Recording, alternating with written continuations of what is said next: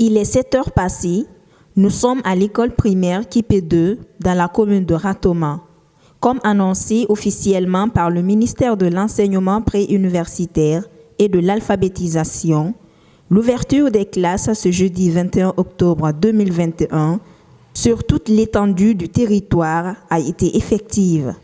Quelques élèves ont repris le chemin de l'école après 3 mois de vacances. Comme vous pouvez le constater en image, autour du mât, c'est l'heure de la montée des couleurs avant d'accéder aux salles de classe. C'est l'ouverture des classes officiellement en République de Guinée. Si vous constatez, depuis 7 heures, nous sommes là et nous accueillons les enfants, les élèves de toutes les classes, de la première jusqu'en 6e année. Nous, il y a la maternelle, mais on a préféré que la maternelle vienne, n'est-ce pas, à partir du lundi qui vient. Mais les autres commencent à partir d'aujourd'hui. Petit à petit, nous les accueillons. Les salles sont prêtes pour les accueillir. Nous sommes là pour les encadrer. Le premier jour de la rentrée des classes en Guinée a toujours connu une forte absence des élèves dans les salles de classe. Pour le délégué scolaire de Kipé, d'ici le lundi, tout devrait rentrer en ordre avec un bon effectif. Oui, nous avons de l'espoir. Nous sommes presque vers la fin de la semaine, nous sommes le jeudi aujourd'hui. Donc, et les enfants, ils aiment, n'est-ce pas, le lundi surtout. J'espère que d'ici le lundi, en tout cas, l'école sera pleine. Et heureusement qu'aujourd'hui, certains sont déjà là. Et nous espérons que le lundi, tout le monde sera là.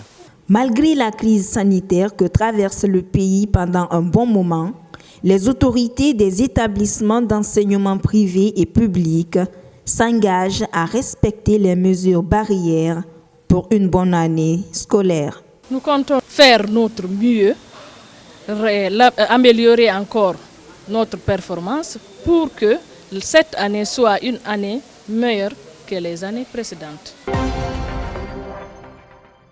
Le président de la Guinée-Bissau, Umaro Embalo Sissoko, était en visite d'État à Conakry. Il a été accueilli par le président du CNRD, le colonel Mamadi Doumbouya, et les membres des missions diplomatiques accréditées en Guinée dès sa descente de l'avion. Les échanges avec son homologue portaient sur la coopération entre les deux nations, mais aussi sur les relations entre la Guinée et la CEDEAO. La question de sécurité a été de même abordée par les deux chefs d'État. Mamadi Doumbouya et Embalo Sissoko se sont convenus de mutualiser davantage leurs ressources en matière de coopération militaire et sécuritaire à travers des échanges d'informations et de renseignements entre les deux pays. Umaro Embalo Sissoko est l'un des présidents, après celui de la Sierra Leone, à rendre visite au président de la transition guinéenne, Mamadi Doumbouya. L'ouverture des classes ce jeudi 21 octobre 2021, comme annoncé, a été effective dans de nombreux établissements d'enseignement privé de la place, malgré la conjoncture économique du pays, empêchant bon nombre de parents d'élèves d'inscrire leurs enfants à temps à l'école. Ici, au groupe scolaire La Farandole de Kipé, quelques élèves ont répondu à l'appel pour ce premier jour. Comme vous l'avez constaté, les enfants sont venus, mais ils ne sont pas tous venus. On a l'impression que les parents ne croient pas à l'ouverture des classes. Ce qui a fait même que certains qui sont inscrits ne sont pas venus. Ou peut-être, comme l'ouverture a eu lieu le jeudi, les gens décident de faire le pont pour pouvoir reprendre le lundi. Mais une chose est claire, c'est seulement à la fin du mois qu'il y aura plus d'engouement. Parce que généralement, il y a certains qui attendent la paye pour pouvoir venir inscrire leurs enfants. Parce qu'à ce moment-là, il faut faire l'inscription, il faut payer les tenues scolaires, payer les fournitures, tout et tout. C'est pas facile. L'autre inquiétude qui interpelle la conscience des parents d'élèves est celui du Covid-19 en cette période de l'année scolaire. Quant au directeur, il rassure les parents d'élèves de l'instauration des mesures sanitaires cette année pour la bonne marche des cours. Nous sommes habitués déjà depuis le temps d'Ebola. Même bien avant ça, nos enfants procèdent au lavage des mains déjà. Et quand Ebola est venu, ce n'était pas difficile pour nous. Mais avec le cas de Covid qui est là, il y a eu assez de sensibilisation et je pense que ces derniers jours, les contaminations ont diminué. Mais comme vous le voyez, il y a des kits sanitaires un peu partout et on a pris certaines dispositions aussi pour pouvoir pallier à cela.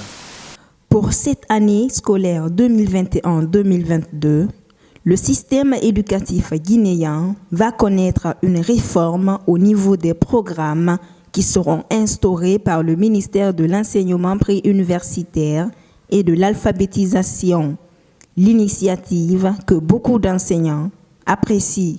Vous savez, ça fait au moins 2 décennies qu'on est en train de faire la même chose. Et les enfants guinéens ont besoin de sortir de la Guinée et aller apprendre les choses de l'autre côté.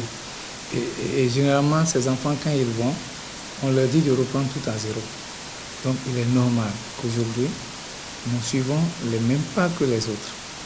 Sinon, comment vous comprendre qu'au niveau du lycée, il n'y a que les options sciences sociales, sciences maths et sciences expérimentales. Donc, aujourd'hui, ils ont compris et au niveau de la 11e, il y a le tronc commun, mais divisé en 2 groupes, les séries scientifiques et les séries littéraires. Et maintenant, une fois en 12e, cela va éclater pour donner d'autres ouvertures. Aujourd'hui, on pourra avoir des enfants qui vont faire la filière électricité, certains vont faire la comptabilité, gestion.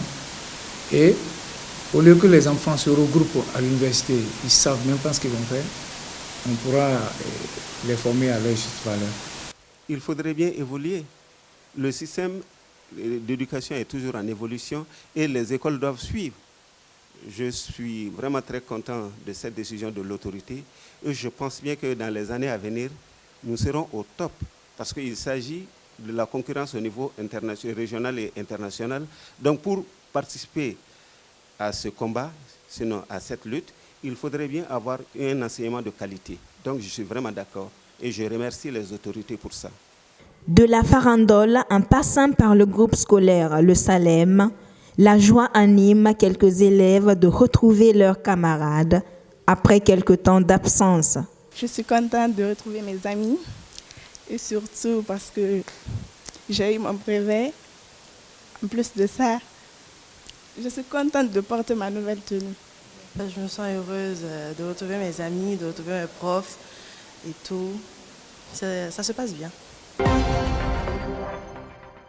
La Guinée a tenu en échec son homologue du Mali le mercredi dernier au stade Modibo Keïta de Bamako sur le score de 2 buts partout. Une rencontre qui s'inscrivait dans le cadre du premier tour des éliminatoires de la CAN féminine Maroc 2022. Le Sili qui ouvre le score va se voir mené par les Aigles avant la fin de la première mi-temps.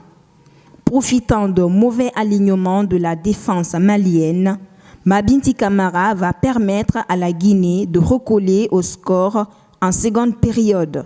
Les poulains de Haruna Ikrami Camara devront mieux faire lors de la manche retour à Conakry le 25 octobre prochain au stade général Lansana Conté de Nongo.